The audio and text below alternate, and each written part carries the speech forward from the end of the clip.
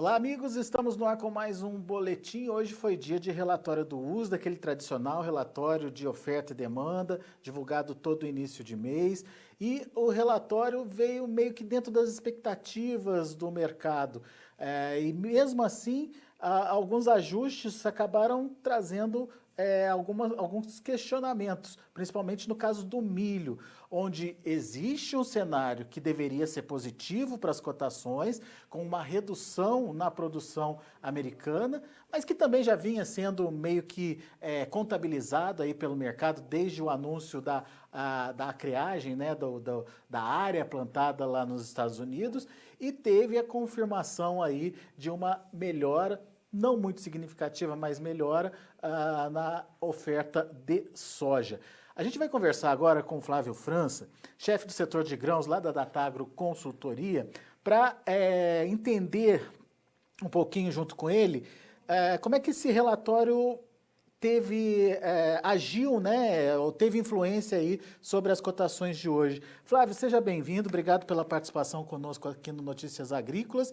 Queria a sua análise, Flávio. Por que a soja caiu quase 10 pontos, né? Nos vencimentos, principalmente nos mais longos, aí o novembro, por exemplo, caiu quase 11 pontos, e também caiu quando a gente fala de milho, e no caso do milho, mais acentuadamente ainda, num cenário que talvez fosse positivo para o milho, né, Flávio? O que aconteceu? Seja bem-vindo. Boa tarde, Alexander, boa tarde a todos. Sempre um grande prazer estar com vocês. Alexander, se você olhar só o número, né? Se você olhar o número isoladamente, os números que saíram agora de tarde,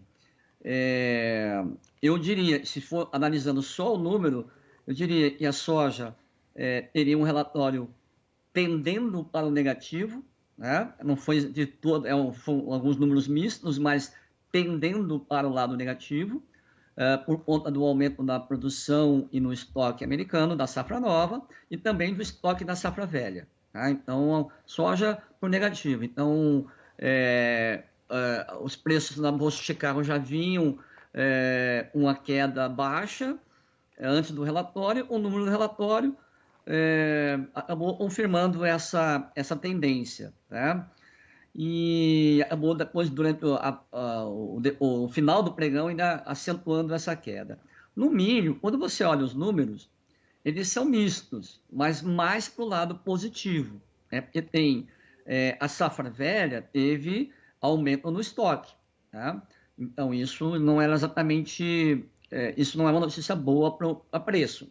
Mas a safra nova veio um corte, como era esperado, um corte na produção e nos estoques, né? Já que ele está respondendo aquele número de área, né? O relatório de área que nós tivemos no dia 30 de junho. Então, se fosse só pelo número, cairia soja, subiria milho, né? Mas aí tem que analisar um pouquinho o conjunto da obra, viu, Alexander? Porque o mercado já vinha um movimento de alta, né? Ele já vinha com um suporte na semana, precificando esse tipo de essas informações. Também tem um cenário, a princípio, as informações de clima americano, elas estão bastante, como é que eu poderia dizer, controversas, né? Então, tem informações meio cruzadas. Mas, assim, no geral, me parece que tem uma chamada de clima melhor para os Estados Unidos para a segunda quinzena agora de julho. Então, isso também ajudou a tirar força do mercado hoje, né? Você acha que isso pode ter pesado mais, inclusive, aí para a queda da Eu acho soja que e do sim, milho, Flávio? eu Mais acho do que que o próprio sim. relatório? Eu acho que sim, porque se você pensar também que esse relatório é um relatório e só tem o ajuste da área, né? Ele não tem um ajuste de produtividade. Eu até vi, é interessante, eu vi algumas projeções pelas agências internacionais.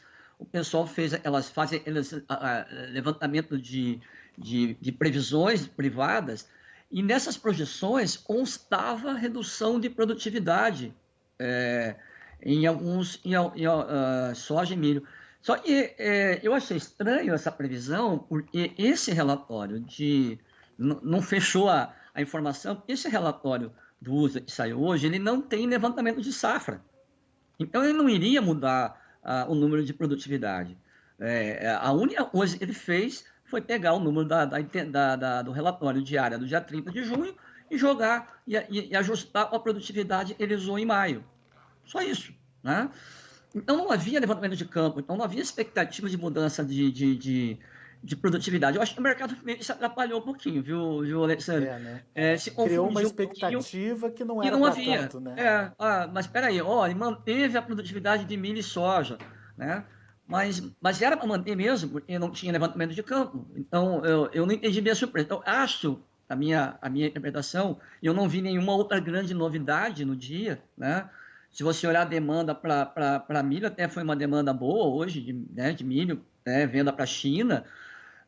Então, eu não vi nenhum outro fator que fizesse com que o mercado caísse tão forte até, né, na soja e no milho. E eu acho que foi por isso, acho que é uma certa frustração. O mercado achava que tinha algum número de produtividade, mas isso foi um engano redondo, porque não tem. O primeiro levantamento de campo com área e produtividade, né, ele vai sair só em agosto. Aí sim, é um número mais real, vai dizer, olha, a situação está boa, está ruim, está melhor aqui e ali. O quadro da safra americana, ele ainda é um quadro bem positivo, né? A grande maioria das lavouras estão boas. Nas últimas 2 semanas, deu uma secadinha em alguns estados. Tem alguns estados cujo nível de falta de chuvas é maior, que é o caso, por exemplo, de Ohio e Michigan. São 2 estados e precisa chover logo, porque senão começa a perder, né? Também tem outros estados que a situação preocupa um pouco, seria Indiana, Kansas e Nebraska. Então, você tem aí 2 estados do meio oeste, que seria Ohio e Indiana. Você tem Michigan, é na região dos lagos, né, um pouco acima, e tem Kansas e Nebraska, que é mais na região das planícies do norte. Tá? Então, você tem um miolinho que andou chovendo pouco nas últimas semanas, até deu alguma forcinha para o preço nas últimas semanas. Mas, então, nessas regiões, se continuar seco, pode começar a ter perda de potencial de produtividade, né, Alexandre? Porque julho, para a soja, é um mês decisivo. Para o milho não é tão decisivo, né? O milho, o principal do milho já definiu em junho, mas na soja, julho é bem decisivo. Então, nesse período agora, se começar a faltar, ele pode chegar num ponto de começar a perder potencial produtivo, tá? Mas, olhando os mapas, parece que, de repente, na segunda quinzena, a partir do dia 20, deve chover, né?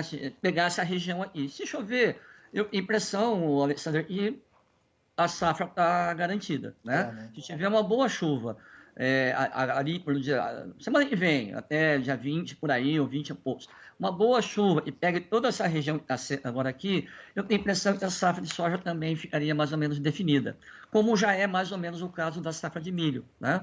Então, acho que é isso. Acho que pesou mais ou menos uma certa frustração porque não veio um número novo de produtividade, né?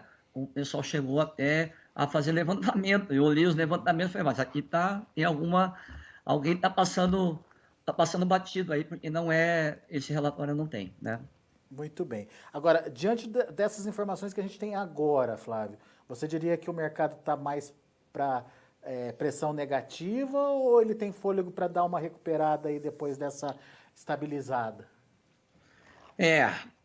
Eu acho que ele não está. Se você pegar aquelas 3 variáveis que nós falamos semana passada, as 3 principais variáveis aí do preço, você tem a safra americana, como eu acabei de fazer o resumo, né? Ela, no geral, ela está com mais de 70% em condições boas a excelentes para soja e milho. Então, ela está boa. É uma safra que vem bem, ela vem grande. Porém, tem aí 2 semaninhas que choveu menos, choveu pouco, a temperatura aumentou, então tem alguns estados que têm problemas. Se vier uma chuva logo na frente, não tem muito problema, a safra está mais ou menos garantida também. A demanda, a parte da demanda, foi uma semana, um bom relatório de registros que saíram ontem, na quinta. Foi um relatório bem forte para a soja, safra velha, safra nova, com China comprando. Então, foi um número, na semana, até um número bem razoável. E o financeiro, o lado financeiro do mercado, ele está fechando a semana positivo. Pega Dow Jones, pega petróleo, né? Apesar de algumas quedas que nós tivemos, mas o saldo da semana é positivo, né? O dólar índice um pouquinho mais fraco, o petróleo um pouquinho mais alto e o Dow Jones um pouquinho mais positivo. Então, quando você olha as semanas, o milho ficou no 0 a 0, praticamente com a perda de hoje, ele vinha uma alta boa, perdeu quase tudo hoje, então ficou uma quedinha pequena. A soja, uma queda um pouquinho maior, mas uma queda moderada, pequena. Então, o saldo da semana é um saldo quase em meio de lado, né? Então, olhando para frente, né, que foi a tua pergunta, a gente vai ter que depender agora, essa variável chuva, ela é importante, né? Ela é bem importante, precisa confirmar uma boa chuva, né, nos próximos dias, na semana que vem, para que essa perda e não tenha aumentos aí nas perdas de potencial produtivo. Tá? Então, esse é um ponto central. Se por acaso essas chuvas demorarem um pouquinho para vir, o mercado pode ter um gás, um fôlego em cima dessa questão do clima. Tá? Fora isso, demanda está a conta-gotas, não está dando grande suporte, e o financeiro vai dar suporte de médio e longo prazo. Né? Ele está melhorandinho, devagarinho, a economia mundial está se recuperando devagarinho, mas existe o financeiro está bastante preso, Alexandre, porque o controle da pandemia nos Estados Unidos, especificamente, está complicado, está difícil. Eles não estão conseguindo baixar a taxa de aumento diário dos casos. Então, preocupa, né? O mercado está receoso que haja novos lockdowns e novas paralisações, um retrocesso no processo de abertura da economia americana, né?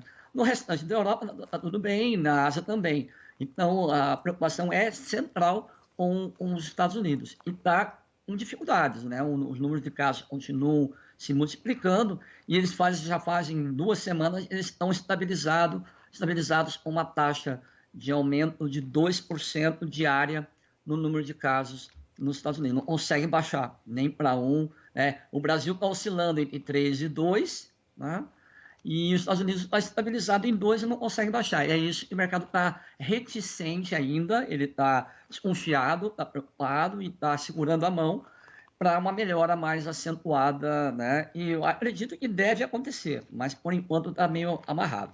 Então, meu caro, o saldo é mercado meio de lado e respondendo possivelmente, ou de olho, acho que a questão central é as chuvas, a confirmação de chuvas aí na próxima semana.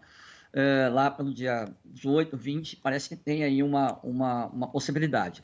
Se isso não vier para essa região que eu citei aqui, ele pode dar um gás nos preços nos próximos dias. Ou seja, clima segue sendo importante aí como fator de precificação lá em Chicago. Vamos ficar atento a ele. Ok, Flávio. Agora, em Brasil, tem alguma novidade, alguma coisa que a gente precisa observar, precisa entender? Como é que estão as questões dos prêmios? E essa queda do câmbio de hoje tira um pouquinho da vontade do vendedor de aparecer no mercado? Definitivamente o vendedor está bem de lado, né? A gente percebe isoladamente, negócios isolados, justamente naqueles locais onde o comprador está mais agressivo. O mercado totalmente regionalizado e interno, viu, Alexandre? Não tem exportação, os prêmios deram uma esfriada, a demanda deu uma esfriada nesses últimos dias, 2 semanas, então os prêmios esfriaram, não tem muita demanda, a própria demanda nos portos esfriou, você pega Santos, tá a liquidez lá embaixo, então você vê que exportação deu o que tinha que dar, né? E agora é só mercado interno. Esse saldo, esse residual, e é um residual mesmo, né, cara? A gente está com, quer ver o número nós estamos com 91% comercializado. 91,2 foi o nosso número da semana passada. Portanto, nós temos um residual mesmo de soja para vender nesses próximos 6 meses, né? De julho até começo de janeiro, né? Até entrar a nova safra. Portanto, é um mercado totalmente regionalizado, caso a caso, lote a lote, região por região, né? Então, a gente teve essa semana, assim, preço sobe 3, 4 reais numa praça e cai 1, 2 reais na outra. São completamente regionalizado, sem conexão com a paridade, né? Descolando da paridade, puro mercado interno, pura demanda interna. Mas ainda Por assim, isso, bons preços, Flávio? sim, bons preços. Nós tivemos. É isso que eu queria dizer. Você pega ali um mapa de preços, se tem num município o mercado sobe 2, 3, aí o negócio acaba saindo, o preço ficou muito bom, e dali ao município vizinho, nenhum interesse, o mercado não rodou nada, até o preço até caiu. Portanto, esse regionalismo vai ficar cada vez mais intenso até agora, né, a partir de agora, porque o saldo a negociar da soja é pequeno, o vendedor está muito de lado, né? E o comprador, sim, o comprador está, as indústrias, pessoal de biodiesel, está todo mundo no mercado, tentando levar esse residual aí e resta para a safra. E deve ficar tudo no mercado interno mesmo, a exportação não tem mais preço, né, para conseguir competir com esses níveis de preço do mercado interno. E mesmo safra nova já passou o melhor momento de negociação, pelo menos por enquanto. A safra nova também deu uma esfriada bem legal. Ela está muito bem vendida também, né? Nós estamos da safra nova com 36% negociado da safra nova, que é um número totalmente recorde para o período. Então, me parece que também o produtor não tem nenhuma pressa agora, né? Vai aguardar, ver o que acontece, safra americana, safra sul-americana lá no final do ano, ou alguma surpresa na parte do câmbio, para ele voltar a negociar. Então, também esfriou na safra velha. O mês de junho já foi um mês de volumes pequenos aí, a gente fez um levantamento, rodou pouquinho em junho, mas quase no final, na última semana de junho, saíram alguns negócios, porque o câmbio deu uma melhoradinha, o preço subiu. Mas foi só no finalzinho do mês mesmo, né? E o preço deu uma subidinha, o pessoal entrou, algumas vendas saíram. Mas fora isso, meu caro, nada, o volume agora vai ser realmente conta-gotas, isolados, regionalizados, mas com preços bons. Esse preço não tem como baixar muito, né? Como eu disse para você, já fora da paridade, né? Passando por cima da paridade de exportação, refletindo mesmo a demanda local. Muito bom. Meu caro Flávio, muito obrigado, viu, meu caro, pela participação aqui com a gente, pelas explicações. Nesse dia que estava todo mundo esperando meio que o relatório, como você bem colocou, todo mundo fazendo contas novas, né, de um relatório que já se sabia que possivelmente não teriam essas contas novas contabilizadas, como a questão da produtividade. Isso. E, enfim, são pontos importantes que você detalhou aí que nos ajudam a entender, no final das contas, esse movimento de hoje. Muito obrigado, viu? De nada, vamos aí. Um abraço a todos aí. Valeu, Flávio. Um abraço para você. Até a próxima. Tá aí, Flávio França Júnior, chefe do setor de grãos da Datagro Consultoria, analisando o mercado aqui pra gente. Vamos aos preços, vamos ver lá na Bolsa de Chicago como encerraram as negociações. Você acompanha comigo na tela. Julho para soja caindo 6 pontos mais 75 a 8 dólares e 91 centes por bushel. Para agosto, 8,87, queda de 9 pontos mais 25. Para setembro, 8,85, queda de 9 pontos mais 75. E o novembro que caiu quase 11 pontos aí, 8 dólares e 90 centes por bushel. Vamos ao milho. Para julho, 3 dólares e 40 centes por bushel. 10 pontos mais 75 de queda, setembro 11 pontos e meio de baixa a 3,37, dezembro 3,44, caindo 12 pontos mais 25, essa foi a grande surpresa do dia, né? A queda forte do milho, apesar de já ter sido precificado e além disso teve vendas confirmadas hoje de milho, mesmo assim houve uma queda bastante significativa. E o março de 21, 3 dólares e 55 centos por bushel, queda de 11 pontos mais 75. E para finalizar, o trigo, vamos lá. Trigo para julho 5,35, alta de 9 pontos e meio, para setembro 5,34, 9 de alta, mesma alta para dezembro que fechou a 5,39 e o março de 21, 5 dólares e 43 centos por bushel, 8 pontos de alta. São os números de hoje de fechamento do mercado lá na Bolsa de Chicago. A gente fica por aqui. Eu agradeço a sua participação e a sua audiência aqui no Notícias Agrícolas. Continue com a gente.